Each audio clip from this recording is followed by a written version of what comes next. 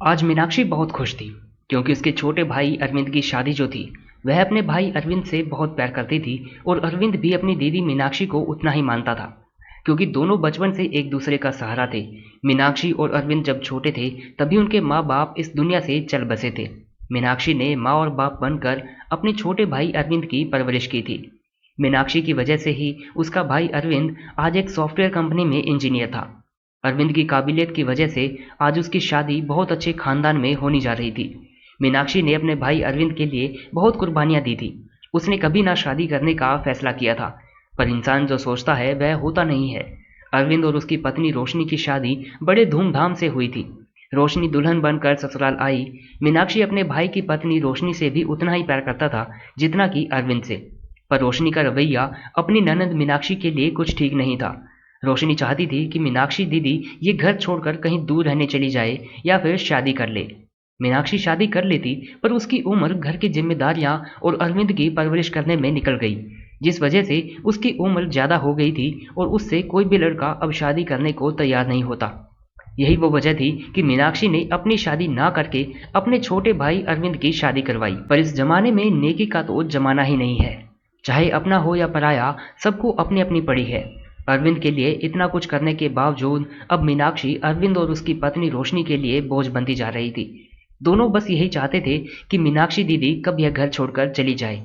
एक दिन बातों ही बातों में अरविंद ने भी मीनाक्षी से कह दिया कि दीदी, आपको भी अब शादी कर लेनी चाहिए। मीनाक्षी ने कहा, अरविंद, तुम मेरे बारे में सब कुछ जानते हुए क्यों अनजान बन रहे हो?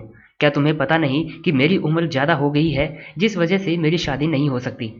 रोशनी और अरविंद दोनों बस यही चाहते थे कि मीनाक्षी कब इस घर से चली जाए, पर वह दोनों इस बात को साफ साफ नहीं कहते। कोई ना कोई बहाना करके मीनाक्षी को घर से निकालना चाहते थे। एक दिन की बात है, अरविंद का दोस्त रवि अरविंद से मिलने के लिए उसके घर पर आया था, पर अरविंद घर पर नहीं था। वह किसी काम से बाहर गया था और अगली सुबह आने वाला था।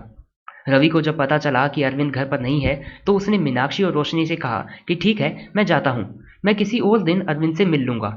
रोशनी ने रवि को रोकते हुए कहा, अरे रवि जी, एक रात की तो बात है, रुक जाइए, अगले दिन अरविंद आ जाएंगे तो आप उनसे मिल लीजिएगा, तब जाइएगा, और आपका घर भी यहाँ से बहुत दूर है।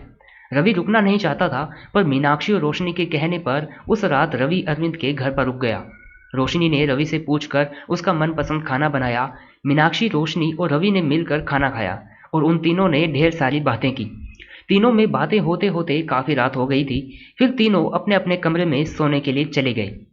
कुछ देर के बाद रोशनी अपनी ननद मीनाक्षी के कमरे में 2 गिलास दूध लेकर आई और कहने लगी, मीनाक्षी दीदी, मुझे ढेर सारे बर्तन धोने हैं, आप रवि को जल्दी से उसके कमरे में दूध देकर आइए, वरना वो सो जाएगा। मीनाक्षी ने कहा कि ठीक है रोशनी, तुम जाओ, काम करो, मैं रवि को दूध दे दूंगी। यही कहकर मीनाक्षी रवि के कमरे में दूध लेकर गई। अभी मीनाक्षी रवि के कमरे में दूध लेकर पहुंची ही थी, तभी अचानक वहां पर रोशनी आ गई और शोर मचाने लगी। रात का वक्त था, चीखने चिल्लाने की आवाज सुनकर अगल बगल के लोग इकट्ठा हो गए। जब उन्होंने रोशनी से पूछा कि क्या हुआ, आप इतना चिल्ला क्यों रही है, तो रोते हुए रोशनी ने कहा, तो क्या करूं, अरविंद जी घर पर नहीं है, मीनाक्षी दीदी और अरविंद के दोस्त रवि कमरे में एक साथ, छी छी, मुझे तो कहते हुए भी शर्म आ रही है, इसलिए मेरे मुंह से चीख निकल गई। रोशनी के मुंह से यह सब सुनकर रवि और मीनाक्षी हक्का बक्का हो गए और घबराकर उन्होंने रोशनी से कहा, रोशनी, यह तुम क्या बोल रही हो? रोशनी ने कहा, क्यों, आप दोनों की सच्चाई सामने आ गई तो आप लोग अपनी काली करतूतों पर पर्दा डालने लगे हैं।